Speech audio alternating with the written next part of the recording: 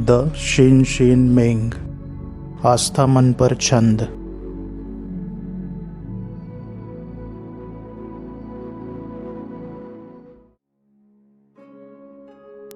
ताओ उन लोगों के लिए मुश्किल नहीं है जिनकी कोई प्राथमिकता नहीं है। जब प्यार और नफरत दोनों अनुपस्थित होते हैं तो सब कुछ स्पष्ट और निर्विवाद हो जाता है। हालांकि सबसे छोटा अंतर बनाओ और स्वर्ग और पृथ्वी असीम रूप से अलग है।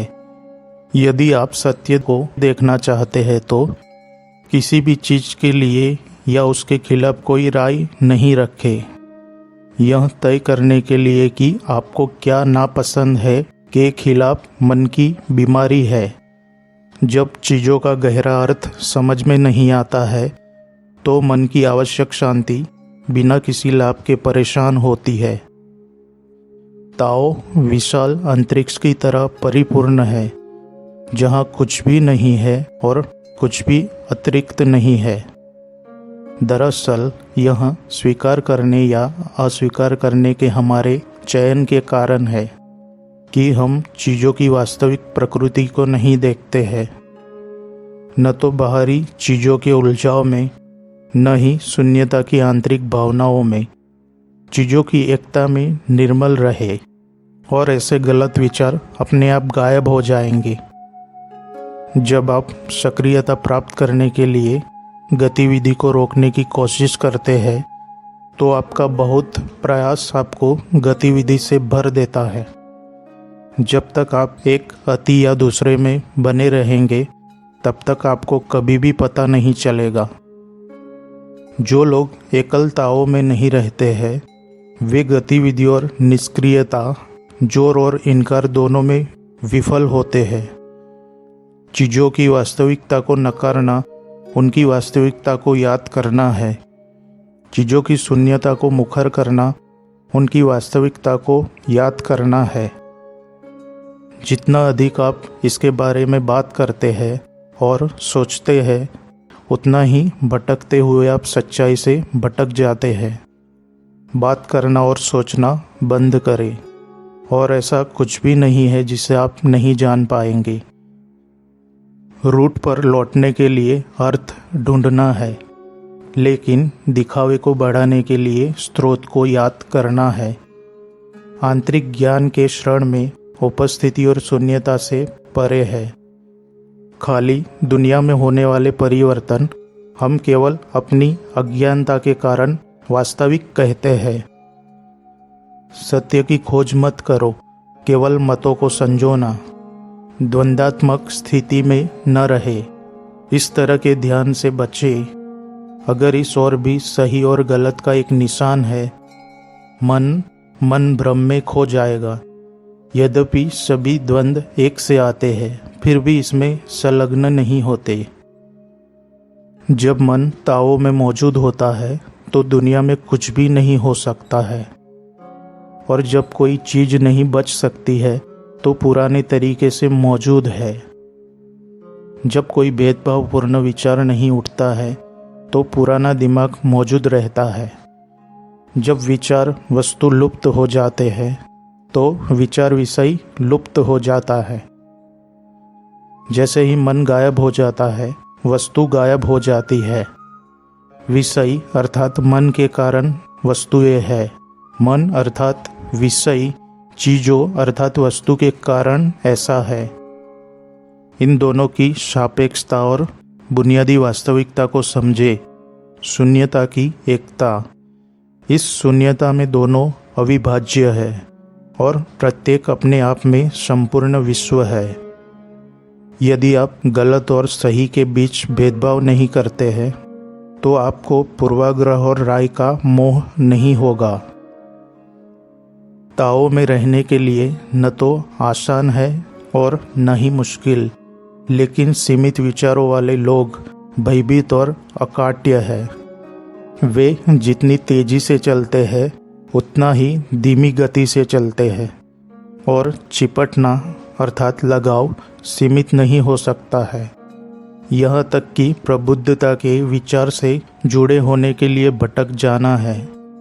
बस चीज़ों को अपने तरीके से होने दे और वहाँ न तो आना और न ही जाना होगा। चीज़ों की प्रकृति अर्थात अपनी खुद की प्रकृति का पालन करें और आप स्वतंत्र रूप से और बिना बाधा के चलेंगे। जब विचार बंधन में होता है तो सच्चाई छिपी होती है, क्योंकि सब कुछ अस्पष्ट और अस्पष्ट है और न्याय करने का भारी अभ्यास जुझलाहट और थकावट लाता है। भेद और लगाव से क्या लाभ हो सकता है? यदि आप ताओ में जाने की इच्छा रखते हैं तो इंद्रियों और विचारों की दुनिया को भी नापसंद न करें। वास्तव में इन्हें स्वीकार करना पूरी तरह के सच्चे ज्ञान के समान है। बुद्धिमान व्यक्ति बिना किसी लक्ष्य के प्रयास करता है, लेकिन मूर्ख व्यक्ति स्वयं को प्राप्त करता है। एक धर्म है, कई नहीं। अज्ञानी की चिपकी जरूरतों से भेद उत्पन्न होते हैं। विवेकशील दिमाग के साथ मन की तलाश करना सभी गतिविधियों में सबसे बड़ा है।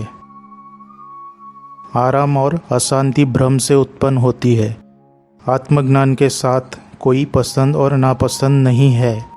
सभी द्वंद्व अज्ञानता से आते हैं। वे सपने या हवा में फूल की तरह है। उन्हें समझने की कोशिश करना मूर्खता है। लाभ और हानि, सही और गलत, इस तरह के विचारों को एक ही बार में समाप्त किया जाना चाहिए। यदि आँख कभी नहीं सोती है तो सभी सपने स्वाभाविक रूप से समाप्त हो जाएंगे। यदि मन कोई भेदभाव नहीं करता है तो 10,000 चीज़ें वैसी ही है जैसी कि वे है। इस एकाकी के रहस्य को समझने के लिए सभी उलझनों से मुक्त होना है। जब सभी चीज़ों को समान रूप से देखा जाता है तो कालातीत आत्मसार तक पहुंचा जाता है। इस कारणहीन संबंधहीन अवस्था में कोई तुलना या उपमा संभव नहीं है। आंदोलन स्थिर और गति में स्थिर पर विचार करें। दोनों आंदोलन और बाकी गायब हो जाते हैं। जब इस तरह के द्वैत अस्तित्व में मौजूद नहीं होते हैं तो स्वयं मौजूद नहीं हो सकते। इस अंतिमता के लिए कोई कानून या विवरण लागू नहीं होता है। ताओ के साथ एकीकृत मन के लिए सभी आत्मकेंद्रित प्रयास बंद हो जाते हैं। संदेह और विरक्ति गायब हो जाती है और सच्चे विश्वास में जीवन संभव है। एक ही झटके से हम बंधन से मुक्त हो जाते हैं। हमारे लिए कुछ भी नहीं है और हम कुछ भी नहीं पकड़ते हैं। सब खाली है, स्पष्ट है, आत्म प्रदीप्त है, जिसमें मन की शक्ति नहीं है। यहाँ विचार, भावना, ज्ञान और कल्पना का कोई महत्व नहीं है। इस दुनिया में न तो दृष्टा है और न ही अन्य स्व, अर्थात इस दुनिया में जैसा कि वास्तव में है न तो स्व है और न अन्य। इस वास्तविकता के साथ सीधे सामंजस्य में आने के लिए बस संदेह होने पर कहे नहीं दो। इस दो नहीं में कुछ भी अलग नहीं है, कुछ भी शामिल नहीं है, कोई बात नहीं। जब या जहाँ आत्मज्ञान का अर्थ है इस सत्य में प्रवेश करना, और यह सत्य समय या स्थान में विस्तार या न्यूनता से परे है। इसमें एक विचार 10,000 साल का है। यहाँ शून्यता, वहाँ शून्यता, लेकिन अनंत ब्रह्मांड आपकी आंखों के सामने हमेशा खड़ा रहता है। असीम रूप से बड़े और असीम रूप से छोटे, कोई अंतर नहीं है, क्योंकि परिभाषाएं लुप्त हो गई है और कोई सीमा नहीं देखी जाती है। इसलिए बीइंग और नॉन बीइंग के साथ भी, अर्थात अस्तित्व और गैर अस्तित्व के साथ भी, इन शंकाओं और तर्कों में समय बर्बाद न करें जिनका इससे कोई लेना देना नहीं है। एक बात, सभी चीज़ें अंतर के बिना बीच बीच में चलती रहती है। इस एहसास में रहना गैर पूर्णता के बारे में चिंता किए बिना होना है। इस विश्वास में जीने के लिए गैर द्वैत का मार्ग है, क्योंकि गैर दोहरे विश्वास वाले मन के साथ एक है। शब्दों ताओ भाषा से परे है, क्योंकि इसमें न बीता हुआ कल है, न आने वाला कल है, न आज है। अर्थात शब्द कभी नहीं कर सकते थे, अब नहीं कर सकते और कभी भी इसका वर्णन नहीं करेंगे। धन्यवाद।